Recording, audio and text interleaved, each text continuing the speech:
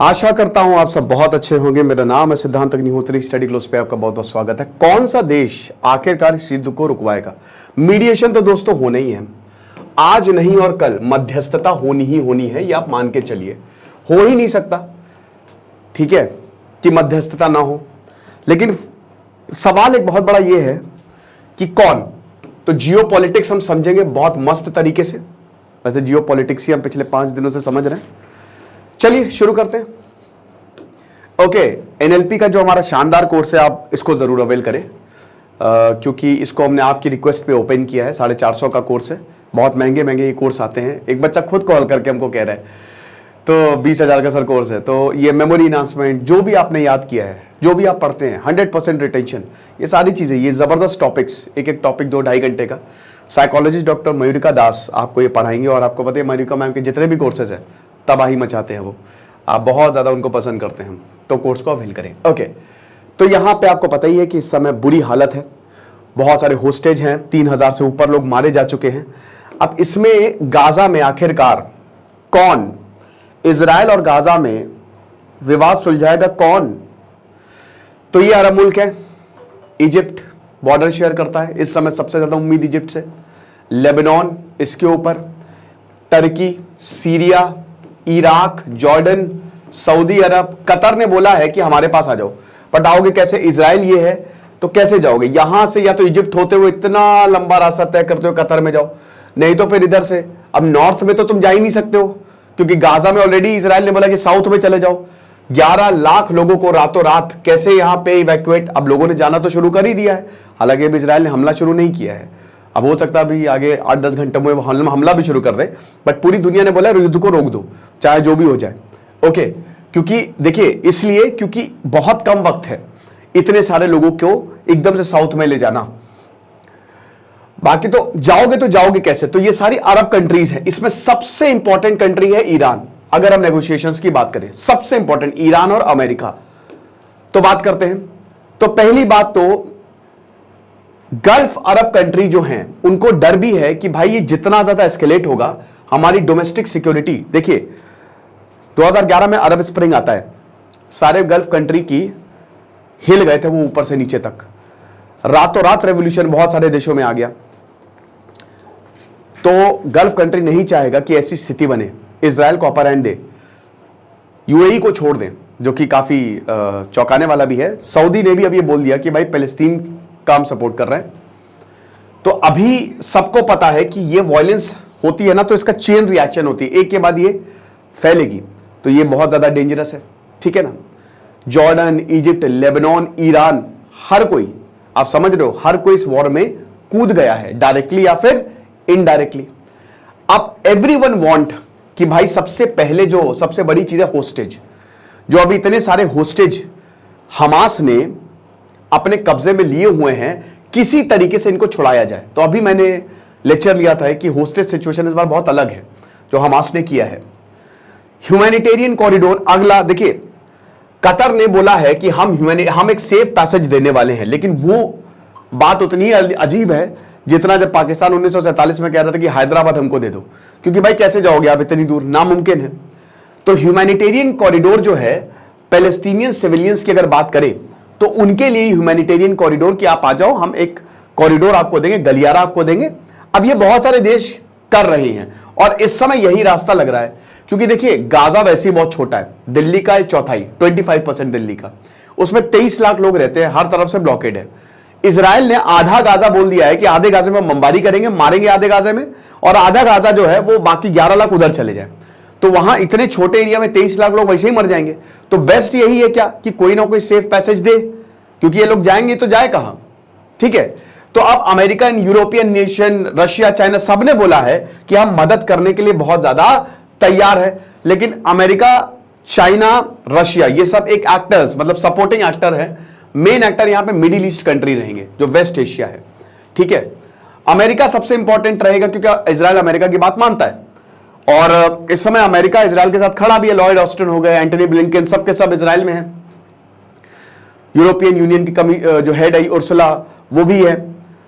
तो अमेरिका बात मानता है, इजराइल बात मानता है, बट इस समय अमेरिका सपोर्ट कर रहा है इसराइल को, बट उसने ये भी possibility, America white house spokes person ने बोला है कि ये वाकई बड़ा मुश्किल है कि इतने सारे लोगों को 24 घंटे के अंदर अंदर आपने बोल दिया है।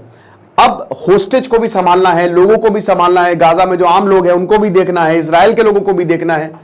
तो मध्यस्थता तो आज नहीं तो कल होनी है, लेकिन इसमें मेन मिडिल ईस्ट कंट्री ही रहेंगे, जो वेस्ट एशियन कंट्री, इजिप्ट हो गया, जॉर्डन हो गया, कतर हो गया, ईरान हो गया, यही रोल जो है, बहुत बड़ा रोल जो है वो प्ले करने वाले हैं। समझ रहे हो?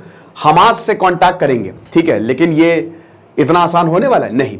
सबसे पहले इजिप्ट की बात करते हैं। देखो, इजिप्ट चाहता है, इससे पहले भी इजिप्ट ने मध्यस्थता की। इजिप्ट पहला देश था जिसने इजराइल को रिकॉग्नाइज किया था 1979 में, अनवर सादत ने, जो समय इजिप्ट के राष्ट्रपति थे। लेकिन बात यह है कि जो इजिप्ट, क्या ये करने वाला है? अब इजिप्ट ठीक ऐसा देश है, अगर आप देखो साउथ चले जाओ तो गाजा ऐसा है ना, और यहां पे इतने एरिया में बोला है ये वाला कि यहां पे बम बरसाएंगे, यहां 11 लाख लोग रहते हैं और उनको बोला कि यहां साउथ में चले जाओ। और ये है इजिप्ट, ये है Rafah crossing. Rafah crossing Egypt के जाने के लिए एक क्रॉसिंग है।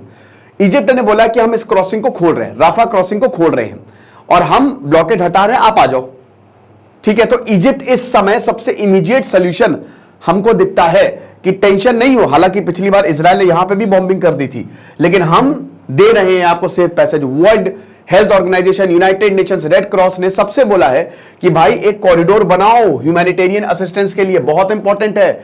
इजराइल में जो 64 स्कूल्स थे, मतलब गाजा में, यूनाइटेड नेशंस के, वो तबाह हो गए हैं, फूड नहीं है, बिजली कुछ नहीं है, तो वहां पे हॉस्पिटल्स में भी प्रॉब्लम है। तो एक ह्यूमैनिटेरियन एड बहुत ज्यादा जरूरी है। लेकिन इजिप्ट नहीं चाहता है लोगों को आने देना, आप समझ रहे हो?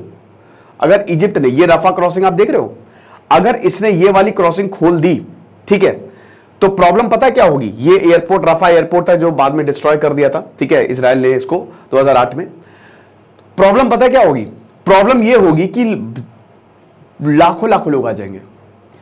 लोग इतने एरिया में, गाजा सिटी तो गई इस समय, ये मेन एरिया है जो आपको पिंक में दिख रहे हैं, ठीक है, बिल्डअप एरिया है। अब यहां पे ये रिफ्यूजी कैंप है, यहां पे भी रिफ्यूजी कैंप, यहां पे भी ये सब रिफ्यूजी कैंप आपको देखने को मिलेगा, और ये क्रॉसिंग पॉइंट है, ये जो आपको दिख रहा है। तो अब दिक्कत ये है कि अगर इजिप्ट ने ये वाला एरिया खोला तो लाखों लाखों लोग, 10-15 लाख, पता नहीं, हो सकता सारे गाजनसी आ जाए।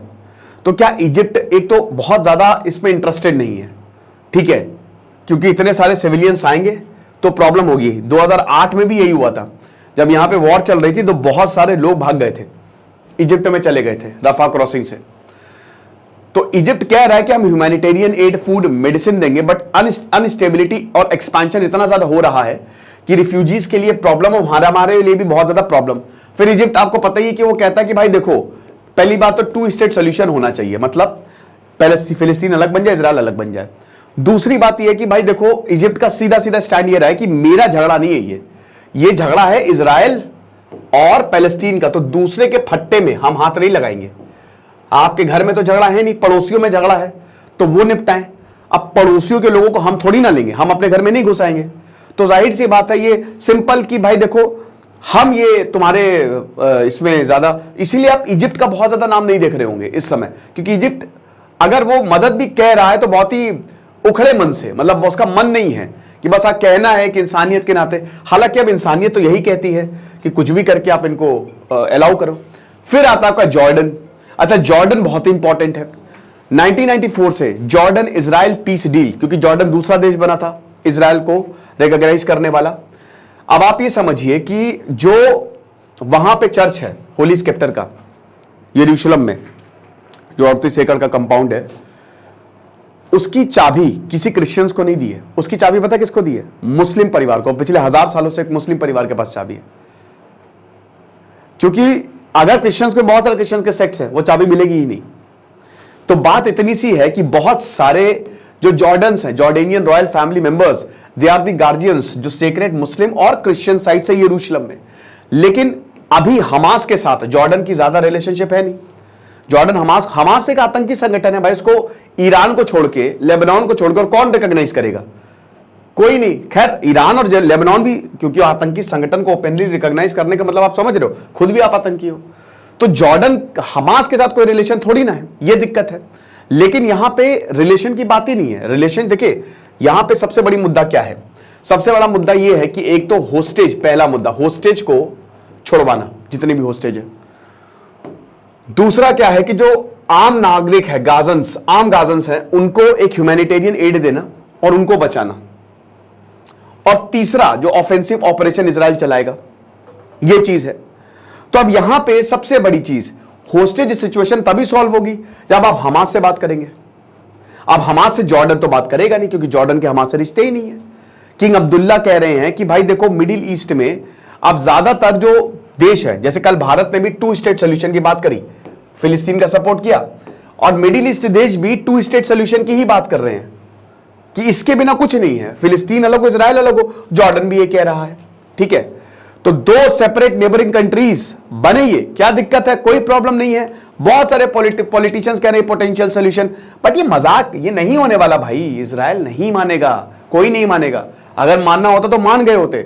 लॉन्ग टर्म सोल्यूशन पीस है, पीस ही होगा, वरना तो या तो पैलेस्तीन रहेगा या फिर इजराइल रहेगा, इन्हीं दोनों में से कोई एक रहेंगे। ये चीज है।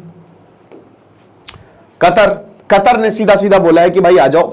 और इस समय हमास को, जैसे 2019 में $350 मिलियन की फंडिंग की थी इन्होंने, तो कतर एक देश है जिसका हमास के साथ डायरेक्ट तो होस्टेज सिचुएशन में कतर बात कर सकता है। और अमेरिका कतर के बहुत अच्छे रिलेशन है, तो अमेरिका कतर को बोल सकता है कि भैया, और अमेरिका का इसमें होना बहुत ज्यादा जरूरी है, क्योंकि इजराइल से कौन बात करेगा? West countries, specially America, Western countries. और बाकी इधर गाजा और हमास से कौन बात करेगा? Middle east. समझ रहे हो? तो यहां पे है इनका जो इनके पॉलिटिकल ब्यूरो है, उससे इनकी बातचीत होती है, पैसे भी देते हैं ये। इस्माइल हानिया जो है भाई, यही तो रह रहा है, कतर में रह रहा है। बहुत सारे हमास के बॉस कतर में रह रहे हैं, कतर और टर्की में, ठीक है। हालांकि आपको बता दूं कि ये फ्रीली तो ट्रैवल नहीं कर सकते, बट है ये चीज। तो कतर, लेकिन अब कतर यहां पे है और इजराइल यहां पे, कोना है यहां पे। तो ये कितना वायबल सोल्यूशन है? क्योंकि भाई देखो, या तो आप इजिप्ट में जाओ, ठीक है, या तो आप इधर जॉर्डन चले जाओ, या अरब में चले जाओ, सऊदी में चले जाओ, यही ऑप्शन है। सीरिया में चले जाओ। कतर तो यहां पे, कतर अगर कतर बॉर्डर शेयर कर रहा होता तब अलग बात थी। अच्छा, इसने जानबूझ के कतर ने बोला भी कि भाई कौन आएगा, इतनी दूर थोड़ी ना चल के आ जाएंगे। तो इनके दोनों काम हो गए, इमेज की इमेज बन गई और बात की बात रह गई। ये चीज है। तो कतर ने ये बोला कि भाई हम नेगोशिएट करना चाहते हैं, सीज फायर, हम इसमें आना चाहते हैं। और हमास ने जो 36 पैलेस्टीनियन वुमेन और जो इजराइल प्रेजेंस में बच्चों को रखा है, ठीक है, उसमें भी हम बात करना चाहते हैं। और वही हमास इजराइल के बीच में हम मीडिएशन करेंगे, हम मध्यस्थता जो है वो करवाएंगे। बट ईरान इसमें आना चाहिए। देखिए, ईरान की भी हम बात करेंगे, ठीक है। अब ये कोई मानेगा नहीं मानेगा पता नहीं। टर्की की अगर बात करें तो टर्की एक नेटो मेंबर है और पैलेस्तीन को पूरी तरीके से टर्की सपोर्ट करता है और कहीं हद तक हमास को भी सपोर्ट करता है। टर्की में हमास ऑफिसेज हैं और अगेन पैलेस्टीनियन लीडर्स को इन्होंने इस्तांबुल बुलाया भी है कि बातचीत करने के लिए। लेकिन यूरोप और अमेरिका की तरह टर्की हमास को एक ये टेररिस्ट ऑर्गेनाइजेशन जो है, मतलब जैसे यूरोप और अमेरिका और बाकी देश हमास को टेररिस्ट ऑर्गेनाइजेशन मांगते हैं, ये हमास को टेररिस्ट ऑर्गेनाइजेशन नहीं मानता है। लेकिन प्रॉब्लम ये है कि टर्की और अमेरिका के समय रिलेशन बहुत ज्यादा खराब है। सऊदी अरेबिया, ईरान और टर्की, ये तीनों जो हैं, ये चाहते हैं कि हम इस्लामिक वर्ल्ड के लीडर बने। समझ रहे हो? अपने अपने जो है। लेकिन इस समय सऊदी अरेबिया जो है वो इस्लामिक वर्ल्ड का लीडर है, मक्का मदीना वहां पे है, और अमेरिका का भी पूरी तरीके से सपोर्ट है, ठीक है। ये चीज है। तो ये मिडिल ईस्ट जो आप देख सकते हो, ये कितना ज्यादा ये इसमें करेगा, तो कितना ज्यादा ये देखना पड़ेगा। आगे देखते हैं। अब इसमें जैसे टर्की ने बोला था कि हम हमास और इजराइल के बीच में मीडिएट करना चाहते हैं, सारे देशों ने बोला है। मतलब देखिए, इसमें जियोपॉलिटिक्स भी है ना भाई, जो मीडिएशन करेगा वो जिंदाबाद, ठीक है। और काफी हद तक एक तरीके से नाम भी होगा, लीडर्स का भी नाम होगा, तो हर कोई लैमलाइट। और उसके बाद स्ट्रैटेजिक इंटरेस्ट भी होंगे, डिफरेंट अलग अलग तरीके से डील्स भी साइन होंगी। टर्की इजराइल के जो रिलेशंस हैं, ठीक है, वो अभी इंप्रूव हुए हैं 2022 के बाद से। टर्की और इजराइल भी साथ में आ रहे हैं, क्योंकि भाई स्ट्रैटेजिक जरूरी है ये। हालांकि 2010 से लगातार जो है वो टेंस ही रहे हैं अगर टर्की की बात करें। बट रिसेप तैयब अर्दोगान जो है, अभी जो गाजा में बॉम्बिंग हो रही है उसको लगातार कंडेम कर रहे हैं, ठीक है। और रिसेप तैयब अर्दोगान, आपको पता है कि काफी कट्टर इनका जो स्टैंड रहता है वो रहता है। अब सबसे जरूरी देश कौन है? ईरान। अगर मध्यस्थता होगी तो ईरान ही कर पाएगा, बाकी देश भले ही ऑफर कर रहे हैं, बट ईरान को आपको टेबल पे लाना पड़ेगा, क्योंकि हमास से डायरेक्टली ईरान जो है वो डील करेगा। लेकिन ईरान को टेबल के लाने का मतलब यह है कि अमेरिका को आपको मनाना पड़ेगा, और अमेरिका मानेगा। मतलब एक तरीके से फिर आप ईरान की आधिपत्यता को रिकॉग्नाइज कर रहे हो, तो सऊदी अरब मानेगा, तो ये एक बहुत बड़ी, तो ईरान को ही लाना, ईरान ही एक है जो डायरेक्टली, तो मध्यस्थता होगी तो ये तो बैठेंगे ही टेबल पे। तो ये वो सारे देश हैं जो इस समय मीडिएशन कर सकते हैं। भारत का क्या स्टैंड है? क्या भारत के एक तो पहली बात, इजराइल पैलेस्तीन बहुत दूर है, तो एक तो हमारा इतना कोई इंटरेस्ट नहीं है। हालांकि हमने 2 स्टेट सोल्यूशन को हमेशा सपोर्ट किया है, हमने वैसे तो पैलेस्तीन को सपोर्ट किया है, लेकिन अभी हमारे इजराइल से रिश्ते बहुत बढ़िया है, तो हम बैलेंसिंग एक्ट खेलते हैं, 2 स्टेट सोल्यूशन। और भारत को इतना कोई फायदा भी नहीं है। दूसरी चीज ये है कि भारत का जो आईमैक था ये गया, ये जो है ना, जो मिडिल ईस्ट इकोनॉमिक कॉरिडोर, ये गया, आईमैक ये होगा यहां पे, ठीक है। तो ये भारत के लिए फायदा था, लेकिन जो हमला हुआ है ये ठंडे बस्ते में चला गया, तो भारत के लिए एक बहुत बड़ा लॉस है। और भारत एज सच ऐसा रिलेशन नहीं है कि भारत आके सीधा मध्यस्थता करवा दे, और इसलिए भारत खाली जो है वो बयान दे रहा है, ज्यादा कुछ कह भी नहीं रहा है। ठीक है, सही भी है। आपको क्या लगता है आप मुझे बताइएगा, लेकिन ये इस समय जियोपॉलिटिक्स सिनारियो है। एनएलपी का कोर्स आप जरूर अवेल करें। Thank you so much. और आज इंडिया पाकिस्तान का मैच है, ये मजा आएगी।